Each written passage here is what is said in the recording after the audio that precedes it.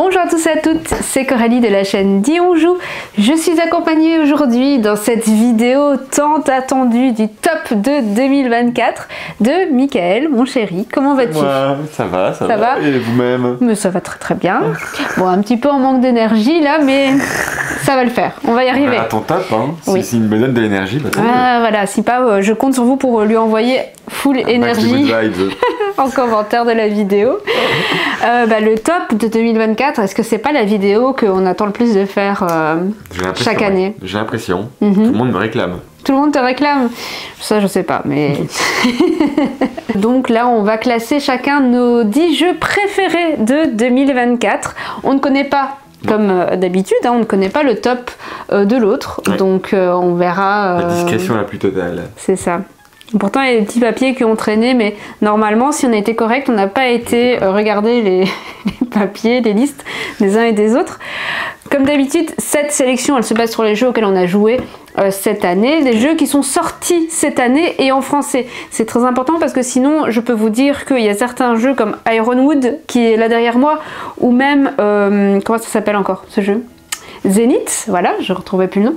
Zenith, qui se serait d'office retrouvé dans le top de cette année, et dont je suis sûre qu'ils se retrouveront déjà, je peux vous le dire, dans le top de l'année prochaine, mais ça c'est pour l'année prochaine. Donc cette année-ci, top des jeux sortis cette année. Cette année. Et en français. C'est parti? Oui. C'est parti.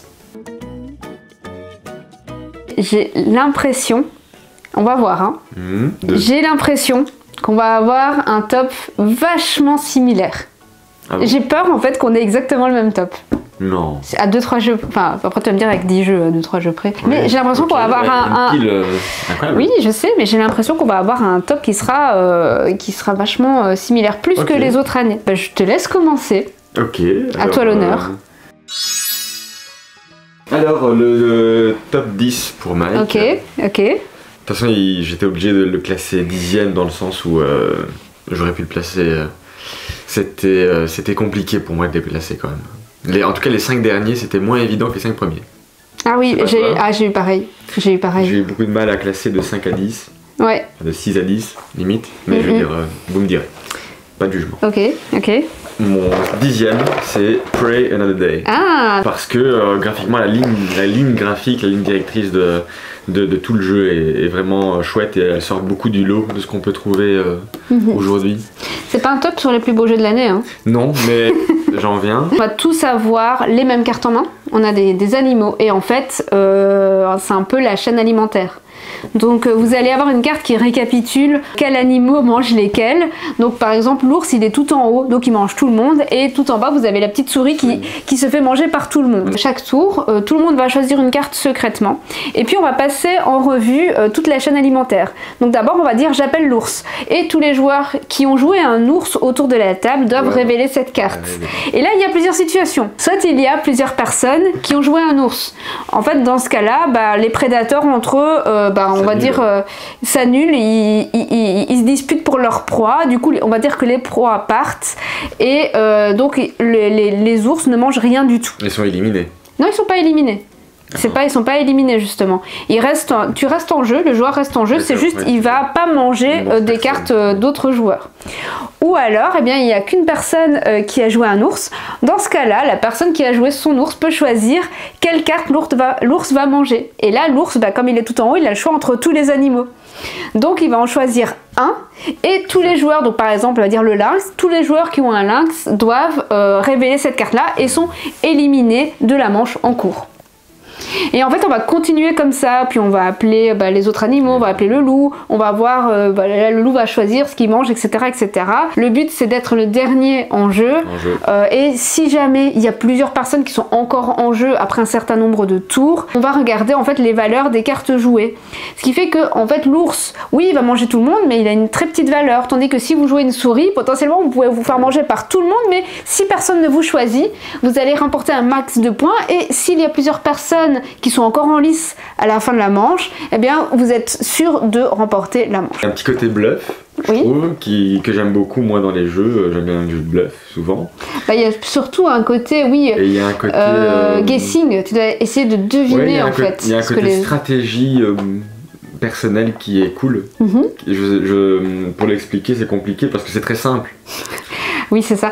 Franchement, c'est le pire. C'est le pire parce qu'il y a des jeux comme celui-là, ou pire, comme Odin, qui est hyper simple, mais à l'explication, les gens, systématiquement, j'ai pas fait une explication où les gens me regardaient pas avec des points d'interrogation en mode mais de quoi elle parle. Et celui-là, c'est pareil, il faut y jouer, pour comprendre. Enfin, en tout cas, moi, personnellement, je dois y jouer, mais après la première minute, c'est déjà acquis. Ouais.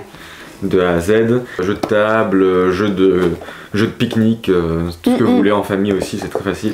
Moi j'aime beaucoup, il y a beaucoup de points positifs dans ce jeu, donc il était obligé qu'il soit dans mon top. C'est marrant parce que tu parles de la ligne graphique qui n'est plus du tout la même en français, puisqu'en français ils ont totalement bousillé voilà, je n'ai pas peur de le dire. On dirait un conte pour enfants quoi. Bah on dirait un similo en fait. Je suis très contente que tu l'aies mis dans ton top, franchement, parce que c'est un très très bon jeu auquel on a beaucoup aimé jouer en ce début d'année, c'est vrai. Mon 10e jeu, alors il faut savoir que quand je fais des tops avec des invités tels que toi, il y a une règle assez stricte qui dit que les gens doivent s'en tenir au nombre que je donne. Donc un top 10, ils doivent choisir 10 jeux. Mais moi je n'ai pas pu me départager. Tu m'as dit qu'on pouvait pas. Oui mais c'est ma chaîne et je fais ce que je veux. Voilà. D'accord. Je suis qu'un invité finalement. Toi tu n'es qu'un invité. Donc en 10e position, il y a Windmill Valley et... Ouais. From the Moon. Je suis désolée, mais je ne pouvais pas choisir entre ces deux jeux.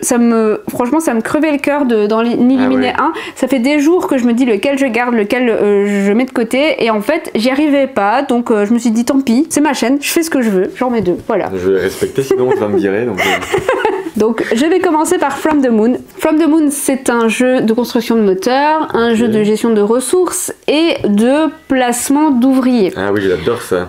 Bah, moi je suis pas non plus la plus grande fan, mais figure-toi qu'il y a un aspect très très cool dans ce jeu parce que tu vas venir améliorer tes ouvriers et moi ça c'est quelque chose que j'aime beaucoup, que j'avais déjà aimé dans Darwin's Journey, que toi tu as détesté. Donc je ne t'ai pas fait jouer à ce jeu parce que je savais que ça n'allait pas du tout être ta cam. Oui, c'est ça. En fait c'est un jeu que j'ai adoré parce que même si il est pas révolutionnaire, donc il va pas avoir un aspect là-dedans vous allez vous dire ah j'ai jamais vu ça ailleurs, non, mais franchement moi j'ai adoré y jouer. En fait, j'ai pris tellement de plaisir parce que chaque action que tu fais va être hyper importante. Tu dois bien calculer, bien anticiper. Tu as déjà tout cet aspect amélioration des ouvriers où en fait, quand tu vas aller faire des actions sur l'espace de jeu central, tu vas envoyer des rovers dans lequel il y a un ouvrier.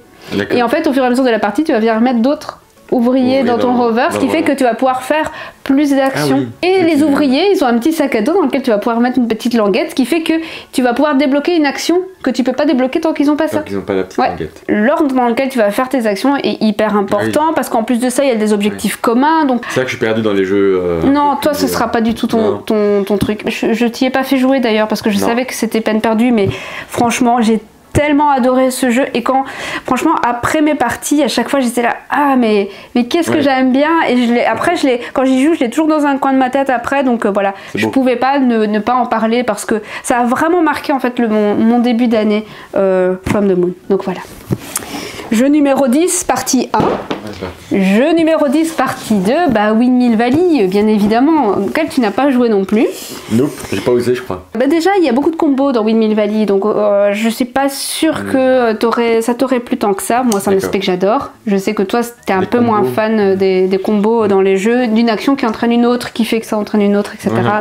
Ce genre de combo, non. C'est un jeu de Danny Garcia qui est un de mes auteurs de jeux préférés. On le situe entre de l'initié et de l'expert léger. Moi j'aime pas dire que c'est un jeu initié parce que en fait je trouve que c'est déjà un peu trop expert, même si c'est pas très compliqué comme expert, mais c'est déjà un petit peu trop expert pour dire c'est l'initié. Moi l'initié je mets la barre quand même un petit peu plus bas. Ce que j'aime beaucoup dans Windmill Valley en fait c'est la manière dont on va sélectionner nos actions parce que il y a des roues d'action et à ton tour selon en fait le niveau de l'eau qu'il y a quand tu vas jouer, qui est commun à tous les joueurs, tu vas faire avancer ta roue entre 1 et 3 crans. Et là, ça va te donner les actions auxquelles tu as droit.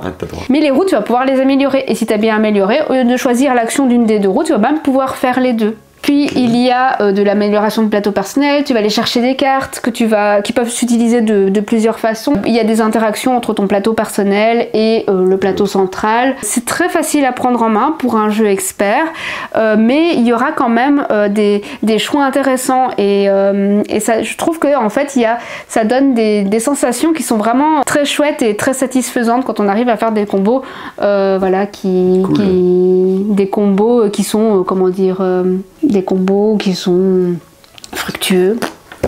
Des combos gagnants. Des combos gagnants, voilà, tout à fait. C'est très joli déjà. Hein. C'est beau, hein. Ah, mais en plus, le plateau central, il est hyper coloré, ça fait un peu même cartoon comme ça, et tu vois, c'est coloré cool, comme ça. Moi, franchement, j'aime beaucoup. Et voilà, je pouvais pas ne pas le mettre dans mon top, c'était pas possible. Je ne pouvais pas ne pas en parler. Je te laisse ça au moins. Alors, mon numéro 9 aujourd'hui, et cette année, c'est un jeu auquel on a joué l'année dernière. Bah, on y a joué aussi en ce début d'année. Et on a joué en ce début d'année. Avec Émilie et Max. Tout à fait. Thinkorswim, je pouvais pas ne pas le mettre, évidemment, parce que je trouve ça tellement ambiance comme jeu en équipe, autour d'une table. C'est pas un jeu en équipe, hein, c'est un jeu coopératif. C'est un jeu coopératif. Voilà, moi je joue pas en équipe, on va dire comme ça, mais il y a quand même de la discussion, il y a de l'entraide, il y a vraiment un truc qui se fait. Mais par contre, oui, il y a de l'entraide, mais c'est de l'entraide version. Top chrono. Top chrono, hein, parce que tu as 30 secondes pour réussir des objectifs. C'est un jeu sur le thème de la natation synchronisée. Synchronisée, voilà. Bon, c'est l'image que ça en donne, mais l'idée c'est de se synchroniser tous ensemble. Oui, c'est ça. Pour que au bout du temps imparti, on puisse avoir vraiment répondu à la mission du tour, quoi. Donc avec une application qui tourne super bien. Ouais, et l'application n'est pas omniprésente non plus. Oui, c'est ça, mais par contre, ce qui est bien, c'est qu'elle nous fait gagner beaucoup de temps par rapport au scoring, par rapport aux règles, etc. C'est pas un aspect essentiel du jeu, l'application, mais par contre, c'est hyper pratique et ça va faire que ça va être beaucoup plus fluide d'y jouer. Donc, si vous n'aimez pas jouer avec les jeux application, vous formalisez pas parce que c'est pas vraiment la composante principale du jeu. Non, c'est un guide. C'est ça. C'est un guide au fur et à mesure du jeu, et voilà, le côté nerveux, j'aime beaucoup le côté nerveux, le côté... la stratégie qu'on doit avoir, en fait, le tout dans le temps imparti, ça c'était vraiment chouette. On l'a fait jouer à tout le monde, donc déjà ça c'est un bon signe. C'est un signe que ça fonctionne. Quoi. Ouais, en fait à chaque fois qu'on avait un nouveau groupe, surtout des grands groupes parce que c'est entre 3 et 6 joueurs, à chaque fois qu'il y avait un nouveau groupe, on voulait le faire tester, on voulait le faire découvrir.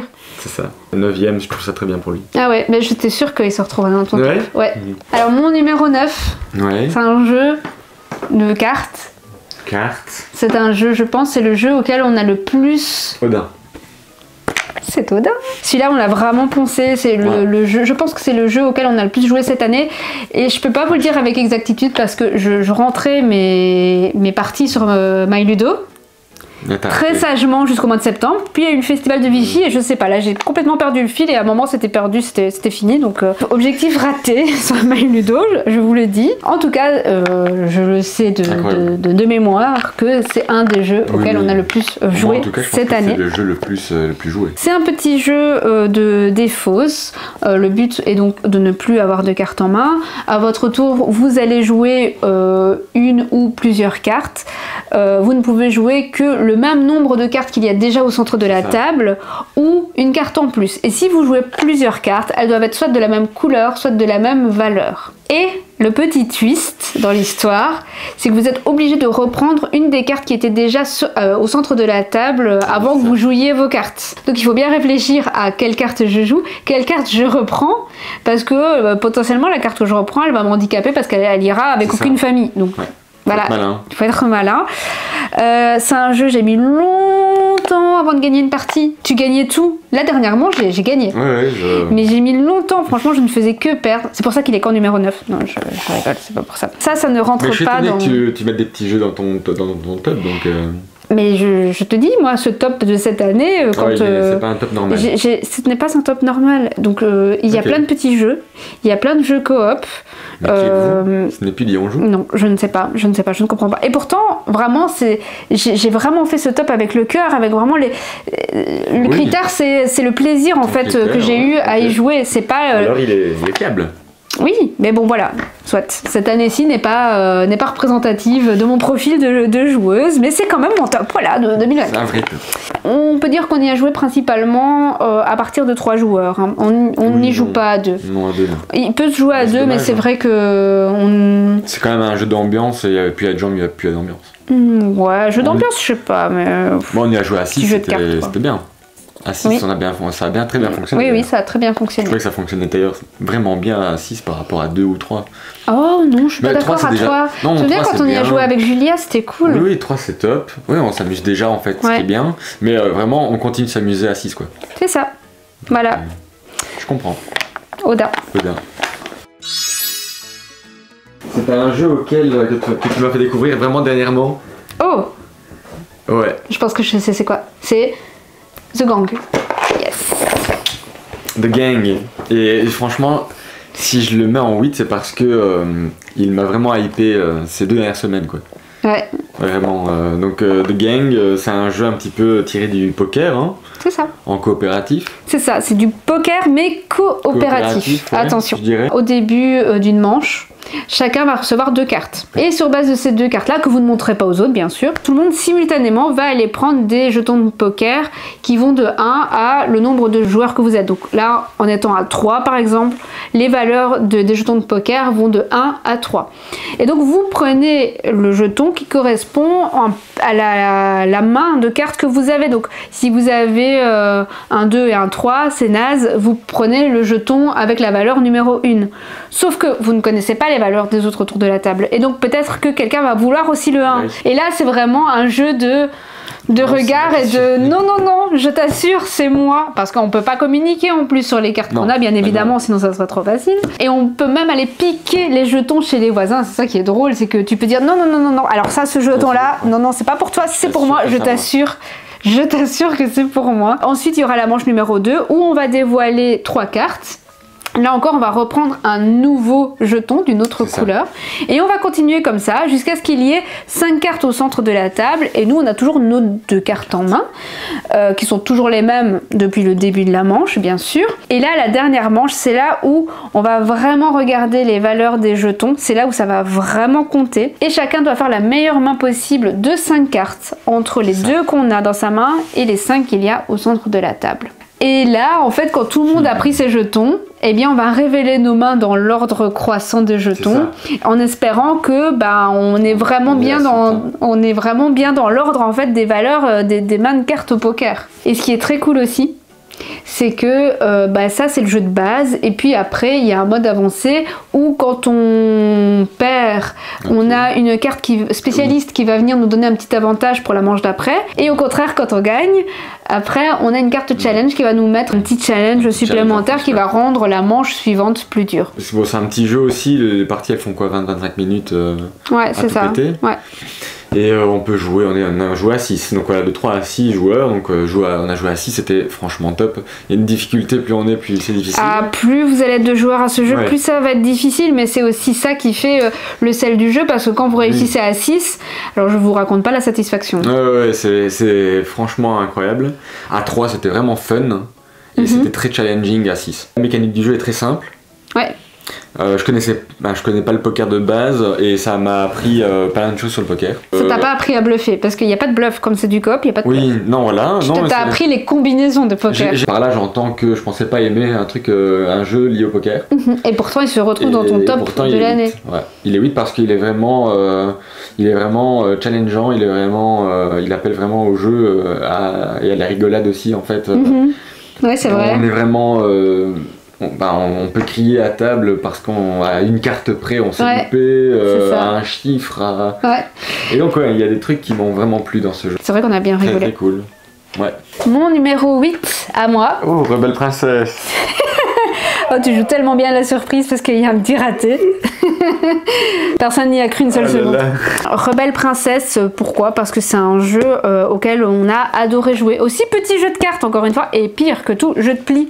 Alors, pour qu'un jeu de pli se retrouve dans mon top de l'année, quand même, fallait y aller. Mais vraiment, je pense que c'est un de mes jeux de pli préférés. On a eu des parties qui étaient tellement cool que je pouvais pas ne pas le mettre dans son top. C'est tellement marrant. En fait, il y a plusieurs choses qui sont chouettes avec Rebelle Princess. Déjà, le thème est sympa puisque on est des princesses qui se rebellent.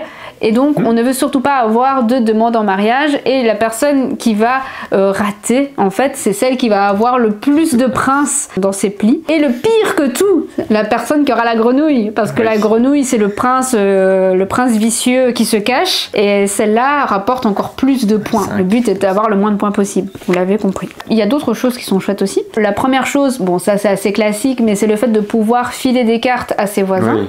Et c'est la carte qu'on va révéler en début de manche qui va nous dire combien de cartes et à qui on va refiler des cartes.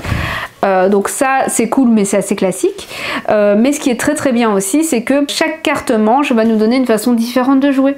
Ouais, exactement. Et ça c'est vraiment très très sympa parce que ça vient introduire beaucoup de variété en fait au cours des parties. Et rejouabilité aussi. Ouais, c'est ça, une rejouabilité. Et puis on a chacun bien sûr une carte princesse qui va nous donner un petit pouvoir asymétrique sur les autres. Donc il y a aussi de l'asymétrie dans ce jeu.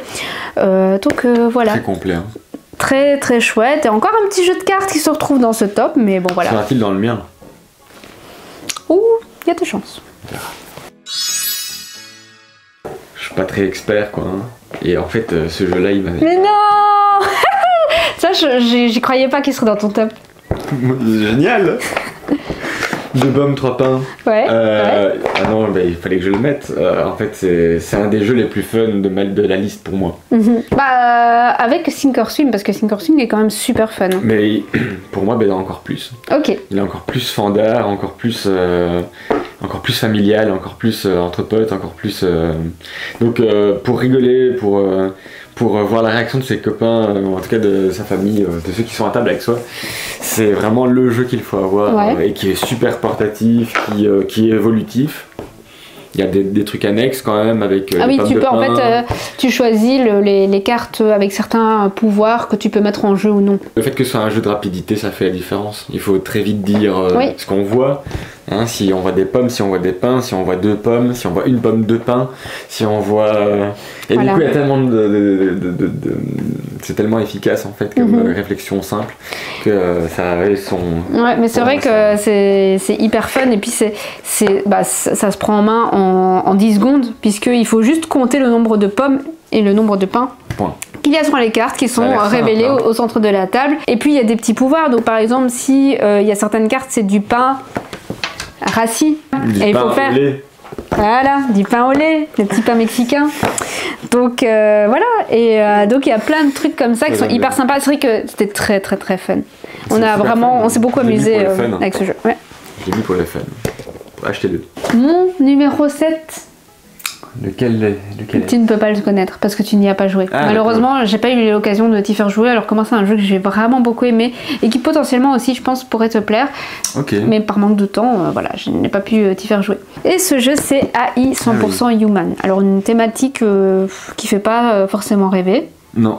Un design qui ne fait pas forcément rêver non plus. Mais par contre, le jeu est très très cool. C'est de la construction de tableaux avec du draft. Donc déjà, c'est 2 mécaniques que j'adore personnellement. Oui. Donc on va devoir bien sûr construire son tableau de la façon la plus efficace qui soit pour gagner un maximum de points. On va gagner des points non seulement au moment où on va poser la carte en fonction généralement des cartes qu'il y a autour ou dans la rangée ou dans le tableau de façon générale. Donc au moment où tu poses la carte, tu marques des points, mais tu dois faire attention parce qu'il y a 2 manches et chaque manche est marquée par un décompte de points.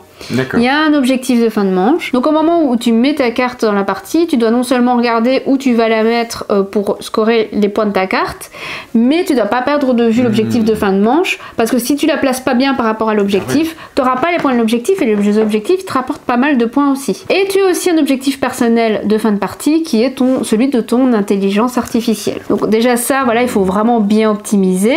Et la chose qui est aussi très intelligente dans ce jeu, c'est le draft et la réserve qu'il y a. Parce que tu vas drafter tout au long de la partie. Donc à chaque tour, tu draftes, tu prends une carte, mais tu as une réserve de 2 cartes sur le côté. Ce qui fait que quand tu draftes une carte, tu te dis peut-être à un moment donné dans la manche, elle va me faire gagner max de points. Mais pour le moment, c'est pas l'idéal de la mettre. Donc tu peux la mettre dans ta réserve et tu peux choisir une autre carte de ta réserve à placer. Donc même si tu draftes une carte, tu as toujours le choix entre 3 cartes. Et ça amène pas mal de profondeur dans le jeu. Okay. Super bien, super malin. Moi, c'est des mécaniques que j'adore. En plus, ce qui est trop cool aussi, c'est que ça se joue encore relativement rapidement, 10-45 minutes. Ça se joue en simultané. Tu joues à 2, 3, 4, 5, 6. En fait, comme c'est du simultané, pas de problème. Donc voilà, j'ai vraiment beaucoup aimé ce jeu et je ne me voyais pas ne pas en parler. Et voilà, c'est pour ça qu'il est en 7ème position de ce top. Ça, on a joué en Afrique du Sud. Ah! J'aime beaucoup le côté évolutif du jeu, le côté un peu... finalement, c'est quoi, Legacy, on peut dire? Ah oui, c'est Legacy, hein, tout à fait. Hein. Par contre, on voit hein, qu'elle est allée en Afrique du Sud, cette petite boîte, hein, elle est toute... elle a plein de coups maintenant. Hein. Ouais, elle a voyagé. Le rhinocéros quand il nous a foncé dessus. Ah, c'était à ce moment-là. On s'est défendu avec ça. La thématique est ultra cool puisque les joueurs incarnent des collectionneurs de stickers qui ont différents niveaux de rareté. Stickers, c'est un jeu de collection de cartes, on va aller chercher des cartes et le but c'est d'avoir dans chaque famille de cartes le plus de cartes, puis il va aussi y avoir des petites étoiles, etc. Et comme tu dis, il y a non seulement il y a des pouvoirs qui vont se déclencher selon le nombre de cartes qu'on joue à notre tour. Au début du jeu, quand à son tour on joue à partir de 3 cartes d'une même famille, on peut changer le niveau de rareté de 2 familles de stickers. Et si on joue moins que 3 cartes, on peut aller piocher une carte dans le marché. Et ça va être évolutif tout au long de la partie. On va venir remettre des petits stickers sur les cartes pour les pimper et même des stickers pour en fait juste habiller les petits personnages qui ne servent à rien, mais c'est tellement cool de faire ça. Ouais. J'ai beaucoup aimé. Je spoil déjà. Il n'est pas dans mon top. Par contre, je trouve que à offrir pour les fêtes en cadeau pour les familles, pour les enfants, c'est à partir de 8 ans, c'est vraiment top. Hein. Ça, c'est vraiment le jeu, si on me demande un jeu familial à offrir, je pense que c'est un des jeux qui arrive en premier là, que j'ai en tête, si on me pose cette question-là. Je vais y arriver. Très très cool. Mon 6ème à moi, c'est Behind. Behind, c'est un genre de puzzle puisque c'est un jeu avec des tuiles et il faudra les replacer dans le bon ordre pour après les retourner et voir l'image finale qui va se dévoiler. Sauf que ok, c'est un genre de puzzle, mais les tuiles c'est toutes des tuiles de même forme. Donc pour les assembler, qu'est-ce qu'il va faire? Il va falloir faire appel à son sens de la déduction et à la logique. C'est trop bien. Alors, c'est vrai qu'il y en a beaucoup qui le comparent avec Unlock. Donc, les gens disent que c'est un genre de Unlock. Ouais, on va pas loin. Mais... Oui, ok, je peux accepter, mais il n'y a pas d'application hein, par contre, donc ne vous attendez pas à une application. Mais vraiment, en fait, il y a des petits... ça va vraiment faire appel à votre logique pour assembler toutes ces tuiles. Il y a des petites aides, bien sûr, pour ne pas rester bloqué. Vraiment. Et à la fin, quand on va retourner, si l'image elle se dévoile correctement, eh bien c'est gagné. Si pas, c'est que... Vous avez fait une erreur. Il y a eu une erreur quelque part. Et ce qui est très cool aussi, c'est que il y a 3 scénarios différents dans cette boîte et à chaque fois ce sont des illustrateurs différents.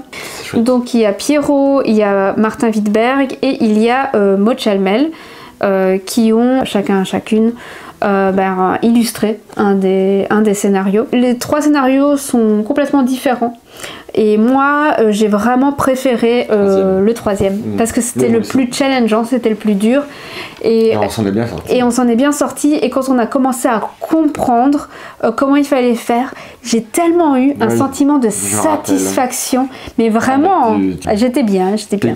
Juste pour ce sentiment de satisfaction que ce jeu m'a procuré, il fallait que je le mette dans le top. En plus, je trouve ça hyper original. Il va y avoir toute une gamme, hein. Ils vont faire une gamme, donc il y en aura déjà l'année prochaine. J'ai déjà hâte vraiment de voir ce que va nous réserver la prochaine boîte, vraiment. Grave. Je dois dire que je suis un peu étonnée jusqu'à présent parce qu'au final on a pas beaucoup de jeux. Bah non, je croyais qu'on en aurait plus en commun. Oui. C'est très bien comme ça. 5, encore une fois, c'était pas gagné. Ici, c'était plus évident pour moi et en même temps, on y est. Moi, c'est Odin. J'ai vraiment adoré, donc 5ème, limite, j'hésitais. 5ème, 4ème. C'est vrai. Mais je suis fan de ce genre de jeu. dans tous les sens. Oui, le genre de jeu que tu peux amener partout, tu peux jouer avec un peu n'importe qui. C'est un jeu de soirée, c'est un jeu d'ambiance, c'est un jeu avec tout le monde. Ouais. On peut jouer avec tout le monde. Ouais. On a joué avec des enfants, très bien. C'est un jeu rapide. Ouais. Donc on pourrait même se dire on n'a pas le temps, mais on peut le faire quand même. Faut vraiment être de mauvaise foi. Et c'est un jeu d'une simplicité en termes de règles. Ouais, et pourtant, comme je le disais, les règles, elles sont pas compliquées, mais pourtant, pour les expliquer, c'était chaud. Faut y jouer. Faut y jouer avec quelqu'un qui sait jouer, et en fait, ça coule de source. Ouais. Après 2 tours, on maîtrise le jeu. Donc voilà, c'était mon petit Odin 5e. Ah, ça, j'étais sûre qu'il allait se retrouver. Oui, oh là là. Quand est-ce qu'on en fait un? Ne regarde pas, tricheur. Mon numéro 5 à moi. Donc ça commence, en fait, c'est notre top 5 qui... Voilà, c'est le 5 où il va y avoir tous les jeux en double. Alors, j'ai hésité parce que je me suis dit, il y a trop de coop dans ce top. Il y a trop de coop parce que, je spoil, mais il y a encore des coops qui arrivent. Parce que je me suis dit, il va se retrouver dans ton top, donc est-ce que je le mets vraiment? Mais en fait, il s'est tellement passé quelque chose autour de la table quand on y a joué. C'était tellement cool que je pouvais pas en fait ne pas en parler. Les frustrations elles sont positives parce que avoir une paire de 6 et que ton voisin a une paire de 7 et qu'il l'a joué avant toi, c'est frustrant, mais c'est le jeu et tu te dis putain c'est bien fait quand même. Donc, et en plus c'est coop mais t'as pas d'effet leader parce que tu ne vois pas ce que les autres ont. Non. Donc c'est juste bien sûr tu dois faire attention à toutes les manches, les chiffres que les gens ont pris pour qu'il y ait une cohérence. Il faut aussi regarder ça, mais même dans la façon dont quelqu'un va se jeter sur un jeton, ça donne déjà des indices. Ouais, exactement. Un peu comme dans un The Mind, voilà. On s'est tellement bien amusé que je pouvais pas en fait ne pas le mettre dans ce top, c'était pas possible autrement. Ah, My Island. Enfin, on a déjà un jeu à plus ou moins moyen, on va dire. Ah, ça y est, là, on commence un peu à relever le niveau. Mais My Island, c'est évolutif, c'est on se prend vraiment des soirées à jouer à ça. Et t'as toujours pas fini, hein, mais... On finit pas parce qu'on veut que le plaisir continue aussi. C'est beau. On va dire que c'est pour ça. Pas parce qu'il y a un million de jeux à tester. Voilà, mais My Island, ça m'a vraiment donné goût à ce genre de jeu. Donc évolutif, Legacy, A2, qui joue très bien. Et franchement, pourtant, c'était pas gagné. Hein. Parce que les premières parties, t'aimais pas. Au début, j'avais du mal. T'aimais pas. Et en plus, t'aimes pas quand les règles changent. Et j'aime pas quand ça évolue généralement, parce que j'ai l'impression d'être de plus en plus nul dans ce genre de jeu. Ce qui est le cas ici. Hein. Non, on est plus ou moins... On est à égalité, mais j'étais à l'avance et je périclite. Je périclite. Ce mot n'existe plus dans le dictionnaire depuis 1887. C'est un jeu de pose de tuiles. On a exactement au départ les mêmes tuiles chacun. On va dévoiler une carte qui va nous dire quelle tuile on doit poser. On va aller prendre cette tuile-là et la poser dans notre espace de jeu. Sauf que c'est un jeu évolutif, donc celui qui va le mieux agencer son plateau, il va gagner des points. Mais en contrepartie, celui qui perd va avoir un petit bonus. Il va avoir généralement un avantage sous forme d'autocollant à coller sur son plateau. Et même au fur et à mesure de leur campagne, tous les joueurs vont pouvoir coller des stickers non seulement sur leur plateau, mais aussi sur leurs tuiles, ce qui fait qu'au fur et à mesure, on va plus du tout avoir le même jeu, parce qu'on aura collé des stickers, etc. Et puis le fait que ce soit évolutif, ça introduit du nouveau matériel, des nouvelles règles, et ce, toutes les 3 parties. On s'amuse bien déjà à 2. Donc voilà, on n'a pas besoin d'être à 3 ou à 4. C'est pas long. Mais même, en fait, tu pourrais être à 3 ou 4, c'est du simultané, donc... Là, on peut jouer en même temps et puis dévoiler notre jeu et puis continuer de jouer comme ça et ça va relativement vite. Moi, il pouvait pas être dans mon top, tout simplement parce que My City, c'est le même jeu que My City, plus ou moins. Sauf que moi je préfère My City parce que ce sont des tuiles polyomino. Ici on n'est pas sur des tuiles polyomino, on est sur des tuiles hexagonales. Et même si c'est cool et que j'aime vraiment beaucoup y jouer avec toi et je prends toujours autant de plaisir, My City restera toujours numéro 1 dans mon cœur, donc je ne pouvais pas... voilà. Ouais, je comprends. Je pouvais pas faire cette infidélité à My City, c'était pas possible. Non, je comprends, c'est comme ça. Moi je préfère ça que My City par exemple. Mais t'as pas joué... Oui mais non, mais t'as joué à My City Roll and Ride, c'est pas pareil. Ah pardon. Ok. Je suis étonnée que ce jeu qui faisait partie de ton top ne soit pas plus haut. C'est Sink or Swim, il est très haut dans le classement. Tout simplement parce que Je me souviens de toutes les parties que j'ai fait de Sink or Swim.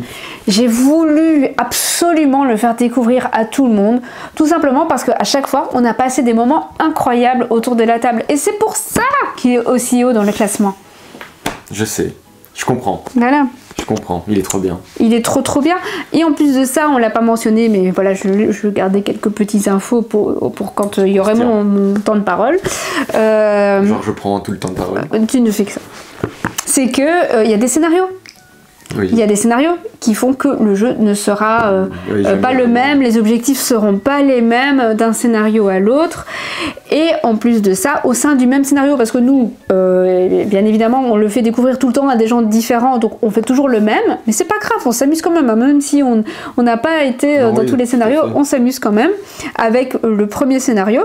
Et ce qui est cool aussi, et dont on n'a pas parlé tout à l'heure, c'est que au fur et à mesure, dans un même scénario, donc même dans le premier, à un moment donné dans la partie, il y a un twist. Et ça, c'est très cool. Les twists qui arrivent et qui viennent changer la donne sont super cool aussi. Vraiment cool. Et ça change d'un scénario à l'autre, les twists ne seront pas pareils. Donc ouais, vraiment très cool. Pour moi, ça a été vraiment le jeu d'ambiance de l'année. Le jeu d'ambiance de l'année, Sink or Swim, trop bien. Donc coopératif, de rapidité, qui se joue très vite, qui se joue jusqu'à 6. Super bien. Voilà, il faudra essayer de se coordonner le plus rapidement possible, et on a toujours envie de continuer, de refaire, voilà, c'est trop bien. Voilà, j'en perds mes mots, mais voilà, c'est trop bien.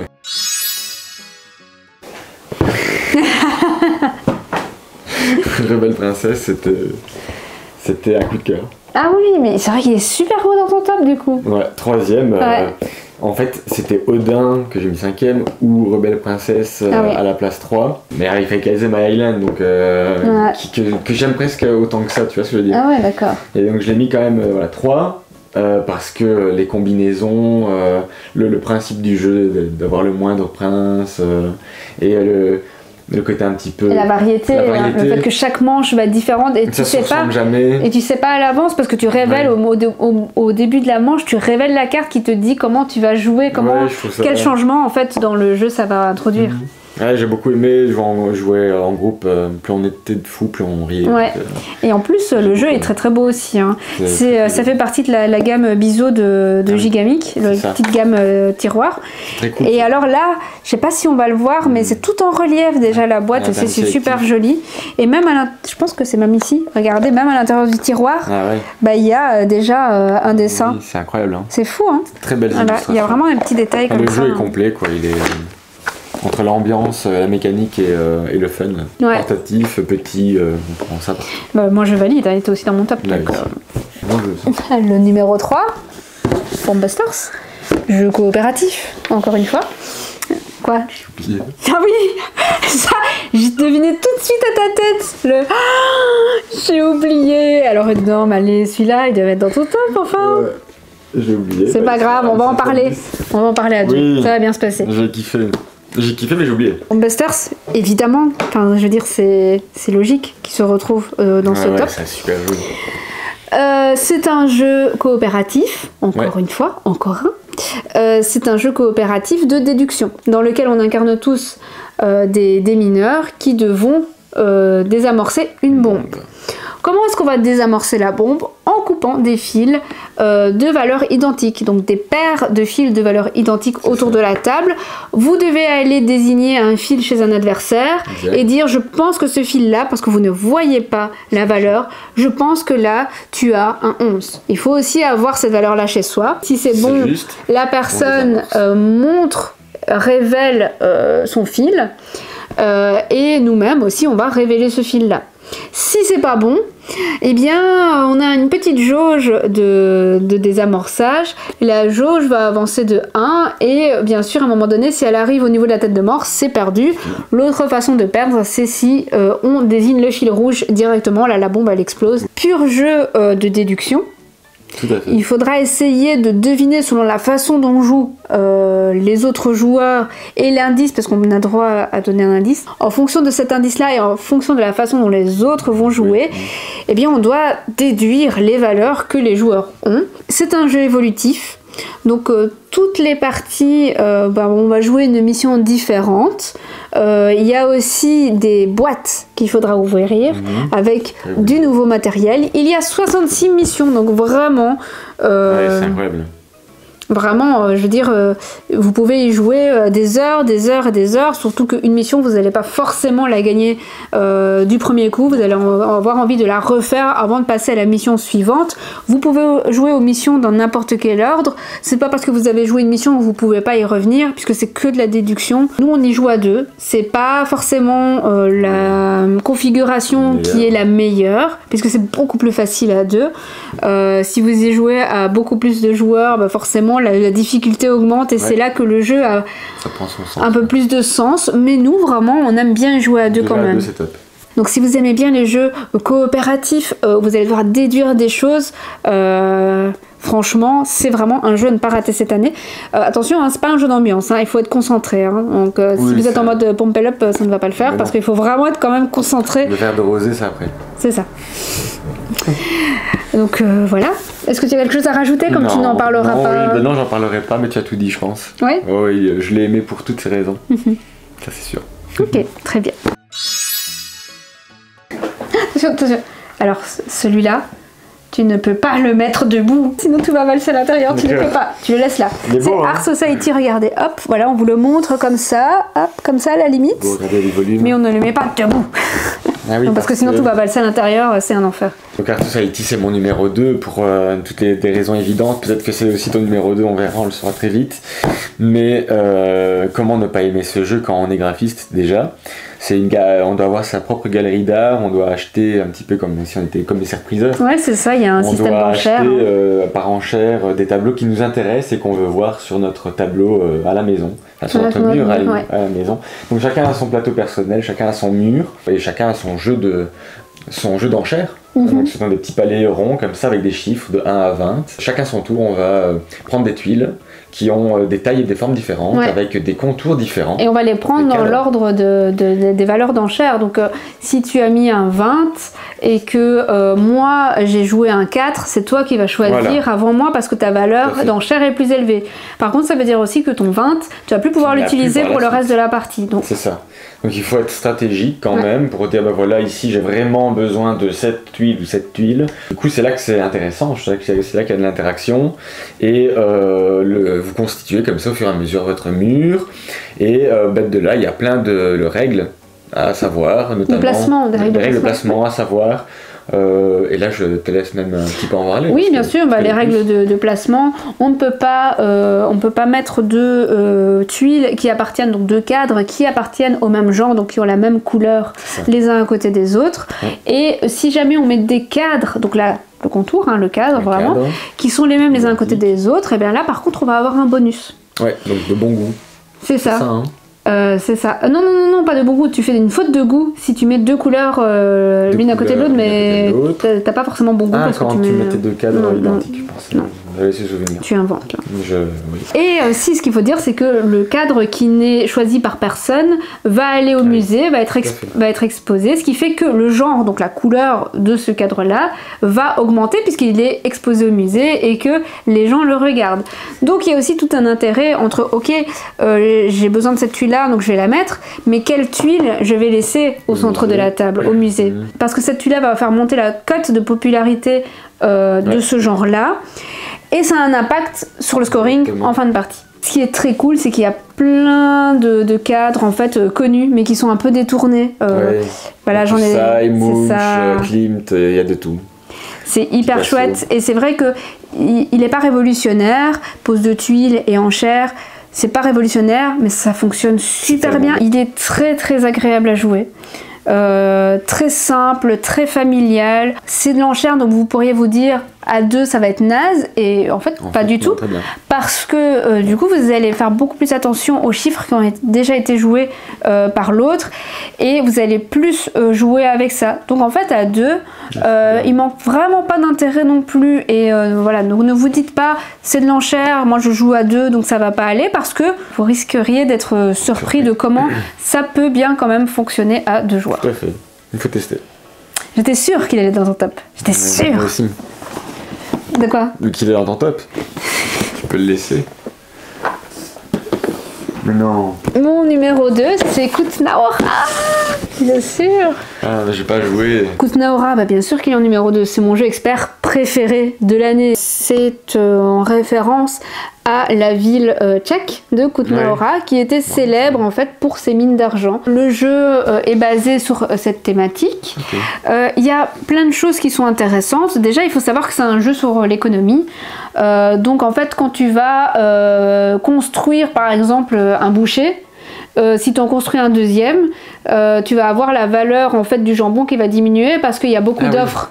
D'accord, l'offre tu vois, c'est manifesté sous la forme de cartes que tu vas d'un paquet de cartes que tu vas devoir faire évoluer tout au long de la partie. Puis il y a des petits indicateurs aussi sur le côté. On va marquer des points principalement de deux façons. Déjà en développant la ville de Kutnaora, donc là tu vas placer des tuiles. En fonction des tuiles qu'il y a autour de celles que tu vas placer, tu marqueras des points en fin de partie. Et puis aussi tu as un système de majorité dans les mines, justement dans les mines d'argent, où tu vas pouvoir aller te mettre. Et là ce sera un système de majorité sur chacun des étages de la mine. Comment ça va se jouer? Eh bien le système de sélection d'action est très cool, puisque on va jouer avec des cartes qui ont deux actions. Et en fait tu choisis le sens dans lequel tu vas jouer ta carte, qui va déterminer l'action que tu vas jouer, ce qui veut dire que l'autre, elle sera pas disponible.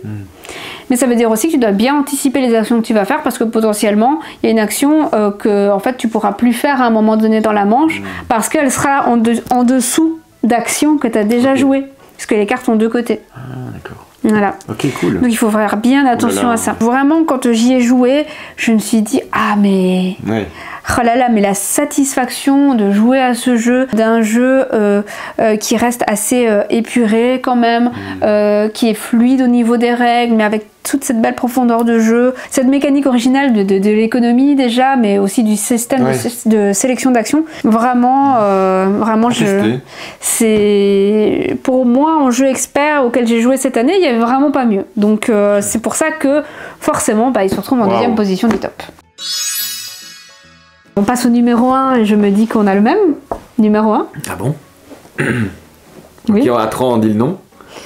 3, 2, 1, Dead Cells. Bah oui, forcément, Dead Cells, que tu ne vas pas non plus mettre à la verticale pour que tous les éléments de jeu, voilà. Il est comme ça, regardez, il est beau. Voilà, regardez comme il est beau. Je crois qu'on n'a jamais eu... On vérifiera. Je pense qu'on n'a jamais eu de numéro 1 commun. Commun, je pense pas. Mais là c'est évident. Dead Cells, il fait l'unanimité. C'est évident. Vraiment, on adore, c'est tellement bien. Encore une fois, jeu coopératif. Il y a eu combien de jeux coopératifs dans mon top? 5 jeux coopératifs, mais que se passe-t-il? Ouais, bah ça, c'est l'année comme ça. Hein. Dead Cells. Pourquoi c'est si bien? Eh bien, parce que... c'est addictif, hein. C'est super addictif. C'est un jeu dans lequel vous devez vous échapper d'un donjon. Vous allez devoir combattre des monstres, parfois même des boss. Et vous allez perdre à répétition. Mais en fait, c'est pas trop grave. Ouais, c'est comme le jeu... en fait, c'est tiré d'un jeu vidéo. Hein, donc voilà. C'est très jeu vidéo. C'est très jeu vidéo, mais ça fonctionne parce qu'attention, il y a tellement eu de jeux de société tirés de jeux vidéo qui ne fonctionnaient pas, où tu te dis, pour jouer à ça, moi je préfère jouer aux jeux vidéo. Ici, non. C'est tellement bien. Très bien. Et donc vous allez perdre, mais il n'y a pas la frustration en fait de perdre, parce que à chaque fois que vous perdez, en fait, vous upgradez. Vous allez améliorer votre deck, vous allez améliorer en fait votre façon de jouer. Et en fait, vous êtes obligé de perdre pour vous améliorer, donc il n'y a pas cette frustration de « Oh purée, non, j'ai fait tout ça, j'ai perdu ». Non, c'est « Ah, bah, on a perdu, maintenant on a droit à ça, allez hop, on recommence, peut-être que maintenant on va y arriver ». Oui, on se dit à chaque fois « Pourquoi pas maintenant ?» Tu vois, ça va être la bonne, et on meurt. Et vraiment, on a toujours envie de recommencer, on se dit, allez, on refait une partie, cette fois-ci on va y arriver, et on n'y arrive pas, mais vraiment, on évolue. Le système de combat est très cool, puisque on va déjà chacun sélectionner une carte, donc nous on est 2, donc on va pouvoir jouer 3 cartes parmi les cartes qu'on a en main. Donc le premier joueur peut en jouer 2, le deuxième joueur en jouera 1. Et puis les monstres, bien sûr, auront chacun leur carte. Et quand on va choisir nos actions, le premier joueur va dire au round 2, je vais pouvoir faire un dégât. Voilà. Et au round 3, je peux me soigner. ou je peux bloquer un dégât. Et en fonction de ça, l'autre joueur va pouvoir choisir sa carte et dire oh, ok, lui il fait un dégât en round 2, donc peut-être qu'en round 1 il va falloir faire des dégâts, donc bah moi je vais choisir, je fais des dégâts en round 1. Et puis après, on révèle les cartes et on voit à chaque round tout ce qui va se passer. Il y a 3 rounds. Encore une fois, je suis pas sûre que ce soit round ou tour, mais vous avez compris l'idée. Il y a 3 rounds dans un combat. On va d'abord généralement activer nous les pouvoirs qu'il y a sur nos cartes en round 1. Parfois, il n'y en aura pas. Et puis, on va activer ceux des monstres. Puis, round 2, on active nos pouvoirs, etc., etc. Et puis, on va continuer notre exploration du donjon. Parce que oui, en fait, on se balade dans le donjon pour en sortir. Et on va parfois arriver jusqu'au bout, parfois pas. Et quand on arrive au bout et qu'on prend une porte, hop, ça nous amène parfois sur un boss, parfois sur un autre étage en fait du donjon. Ouais, et on évolue comme ça, c'est vraiment très chouette. C'est super chouette. Franchement, le système de combat est tellement bien pensé. C'est vraiment super fluide, c'est très très bien. Il n'y a pas de, voilà, il n'y a pas de petite technicité où vous dites ah non, en fait, il faut que j'aille retourner voir dans les règles parce que non, ça coule de source. C'est l'aide est super bien. C'est léché là. Ouais. Et le système de rangement, le système de sauvegarde de votre progression est super bien aussi puisque vous avez en fait un plateau dans lequel vous allez venir glisser vos cartes. Et après que vous allez refermer. Et du coup c'est super bien parce que quand vous faites la mise en place après, bah, y a toutes les cartes en fait quand vous devez les glisser directement dans le plateau qui sont là. Vous reprenez les cartes que vous avez sauvegardées dans un endroit de la boîte et hop c'est bon. Vous mettez en place le donjon. D'ailleurs, mise en place du donjon, très important, c'est que vous allez mettre des tuiles de façon aléatoire. Vous n'allez pas mettre toutes les tuiles, donc vous n'allez pas avoir les mêmes configurations de donjon d'une partie à l'autre. C'est ça aussi qui fait que c'est très très cool parce que vous savez jamais vraiment sur quoi vous allez tomber. Non, ça change tout le temps. Ça change tout le temps. C'est vrai qu'il y a déjà beaucoup de personnes qui disent que il sera nominé à l'As d'Or. Ah ouais, d'accord. Bah moi j'y crois à fond aussi. Mérité, hein. J'espère qu'il recevra d'ailleurs le prix. Et en tout cas la nomination, ce serait, s'il l'a pas, scandale, hein. Scandale, hein, moi je vous le dis. Donc très très très bien, franchement. Théo Rivière toujours.